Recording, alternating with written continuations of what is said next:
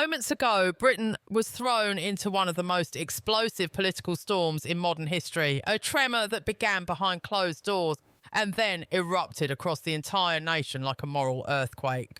Reports confirm that Keir Starmer has approved a controversial China-backed expansion inside London, a deal whispered about for months, denied by officials and dismissed by ministers, both yet suddenly signed into reality in a single night, and within minutes the country convulsed. Parliament jolted awake, security chiefs scrambled, social media ignited like a firestorm, but the shock did not reach its peak until one voice Britain never expected to hear in this way shattered the silence. King Charles himself, stern, unmoved, furious, a monarch who rarely intervenes, suddenly stepping into a political inferno with a warning that sent shockwaves through the entire establishment. Because this wasn't just any foreign agreement, this was a deal that, according to insiders, gives Beijing a strategic foothold in London under the guise of infrastructure partnership. A move critics say could reshape Britain's sovereignty for a generation. And Starmer, without hesitation, approved it. For hours, confusion reigned as leaked documents spilled across the internet. The paper spoke of new economic zones, technological integration hubs, and what intelligence officials privately described as a suspiciously opaque security network built inside the capital. The moment the pages hit public view, panic spread like wildfire. Talk radio lines jammed. Commentators shouted over one another. Even MPs from Starmer's own party demanded emergency clarification. It was the kind of political catastrophe that doesn't just spark debate, it ignites a national reckoning. And in the middle of this escalating chaos, Buckingham Palace received the full briefing. Witnesses say the King's reaction was immediate, angry, alarmed, stunned by the scale, secrecy and speed of the agreement. For a monarch who has watched governments rise and fall, this decision crossed a line, and so in a rare constitutional flashpoint, King Charles delivered a private but unmistakable message to Downing Street. Britain must not be handed away piece by piece, especially not to a foreign power with global ambitions. Yet even as the warning circulated behind palace walls, Starmer doubled down, insisting the deal was vital for modernisation, stability and economic growth. But somewhere deep inside Westminster, senior ministers knew that the storm could no longer be contained. Across the city, the public mood spiralled into outrage. Protesters gathered outside Parliament long before dawn, many holding signs accusing the government of betrayal, of selling out the country's identity, of surrendering control to a foreign regime known for secrecy and aggression. Former intelligence officers appeared on late-night interviews warning of surveillance risks, compromised infrastructure and hidden layers of influence that no democratic nation should tolerate. The timing of the deal only deepened the suspicion of all weeks. Why now? Why in the middle of rising tensions, economic uncertainty and escalating global power struggles? Why push a partnership so vast, so sensitive, so controversial without debate, transparency or consent? And why did it take the King, not Parliament, to raise the alarm? Those questions echoed through every newsroom and every household as the weight of the moment settled across the country. Was this a bold vision or a reckless gamble? Was Starmer acting strategically or falling into the arms of a foreign government far beyond Britain's control? Inside Westminster, fear began to grow. Senior officials whispered of parliamentary rebellion. Cabinet figures feared that the King's involvement could ignite a constitutional showdown unseen since the days of crisis politics. And still, the Prime Minister refused to retreat. His aides defended the agreement as a transformational partnership, downplaying security fears and dismissing critics as reactionary scaremongers. But in the streets, trust cracked. Among the public, something deeper and darker stirred, a sense of betrayal that struck at the core of national identity. Britain has weathered wars, recessions, scandals and political collapse, but this felt different. This felt like a line being crossed in the dead of night, a decision that bypassed public will, overlooked national security and potentially opened the door to influence that could reshape the country's future in ways no electorate ever approved. And as each new detail leaked, the anger burned hotter. By dawn, one undeniable truth emerged. This was no longer just a political dispute. This was a clash over Britain's soul, who controls its future, who protects its sovereignty, and who decides what kind of nation it will become.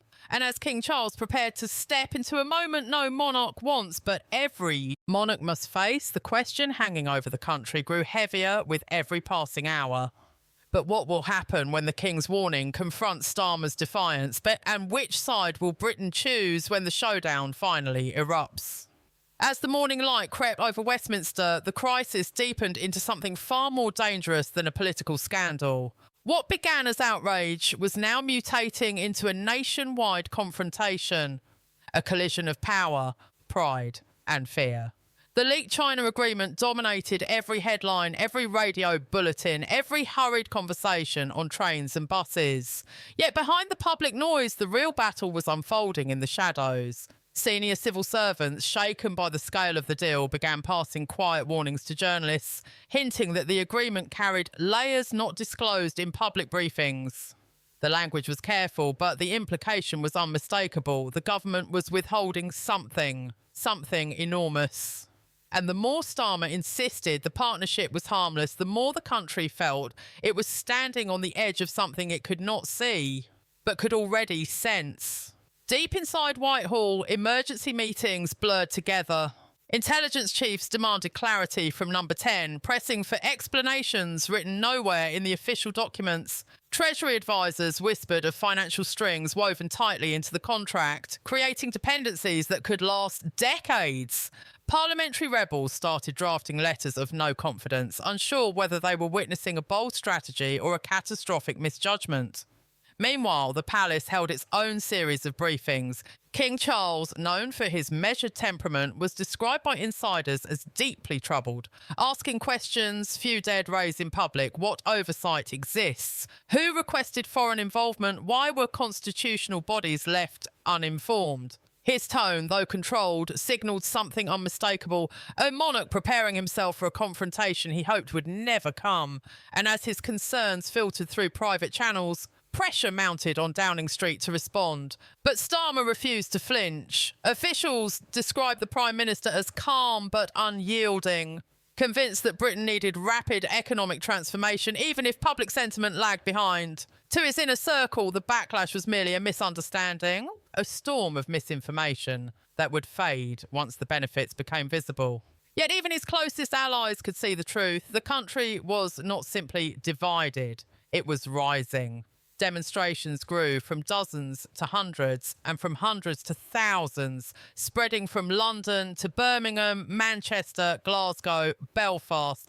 Some marched for sovereignty, others for security, all for the same message: Britain must not be reshaped without its consent. Commentators began speculating about a constitutional crisis, invoking historical parallels that suddenly felt frighteningly relevant. Could a prime minister push ahead with a policy the public rejected? Could a monarch intervene without overstepping? Could Parliament restrain a government determined to defend its decision at all costs?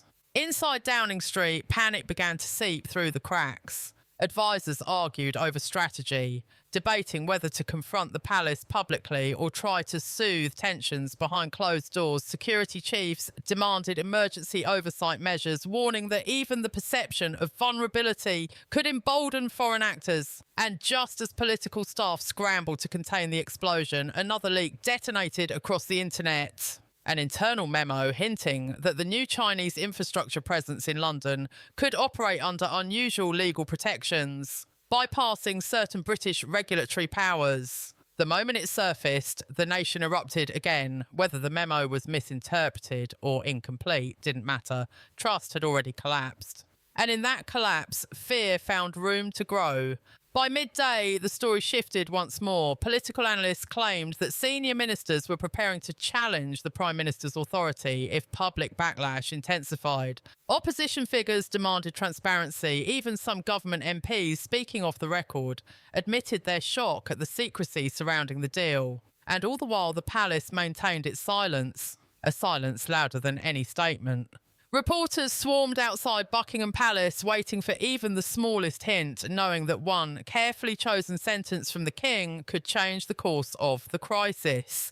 Yet behind the gates, the monarch was not preparing a speech. He was preparing something deeper, a test of resolve, a moment where the survival of democratic trust would depend not on force, but on moral courage. As night approached, Britain stood in a state of suspended breath. Parliament was fracturing. Downing Street was cornered.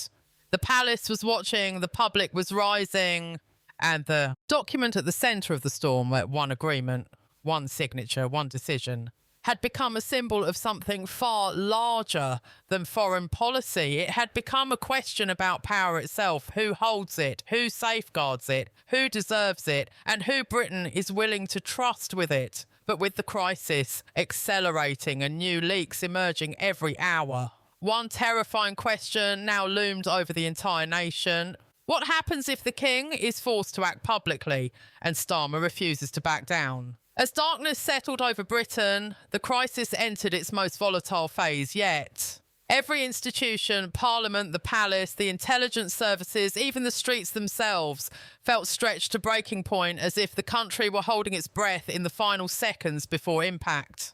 The China agreement, once hidden behind layers of bureaucracy and secrecy, now stood exposed under the unforgiving glare of public outrage. And what had started as a political miscalculation was rapidly mutating into a full-scale national confrontation. Inside Westminster, whispers turned into arguments, arguments turned into shouting, shouting turned into threats of rebellion. Senior MPs demanded an emergency recall of Parliament. Committee chairs insisted that the Prime Minister submit to questioning. Ministers who had defended the deal only hours earlier now quietly distanced themselves from it, terrified of being pulled under by its mounting weight. The government machine was splintering, overloaded by panic, fear, and a growing sense that something irreversible had already begun. Meanwhile, the intelligence community issued its most alarming assessment yet. The secrecy surrounding the foreign partnership risked undermining operational trust with key allies. Private briefings described potential vulnerabilities in critical infrastructure and raised concerns about who would ultimately control emerging technological networks. These warnings were not political, they were existential, designed to protect the country in moments when leadership was divided, and this time the division was more visible than ever before. Downing Street maintained a bold public face, insisting that everything was under control, that the backlash was exaggerated, that the country would adjust once the benefits became clear. But behind the polished statements and carefully crafted speeches, a sense of dread had taken hold. Advisers spoke in hushed tones, the cabinet was fractured, and the Prime Minister, though outwardly confident, appeared more isolated by the hour.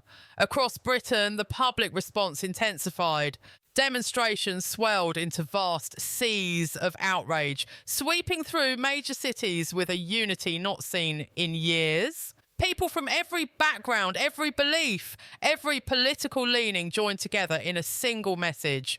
Restore transparency, restore sovereignty, restore trust. The chants echoed through the streets like a pulse, vibrating through the walls of government buildings and across the river to Buckingham Palace. The nation was speaking loudly, and it wanted answers, yet Starmer seemed determined to resist, to push forward, to convince the country that he alone could see the long-term vision others fear to confront. But the British people, already bruised by years of economic uncertainty and political upheaval, were in no mood for blind faith. They demanded clarity, they demanded accountability, and most of all, they demanded reassurance that their country was not being reshaped without their consent. Inside the palace, aides rushed in and out of briefing rooms as King Charles continued meeting with advisers late into the night. The atmosphere was tense, solemn, charged with a weight that stretched far beyond politics. This was about the stability of the kingdom, the integrity of its democratic traditions, and the trust between the crown and the people.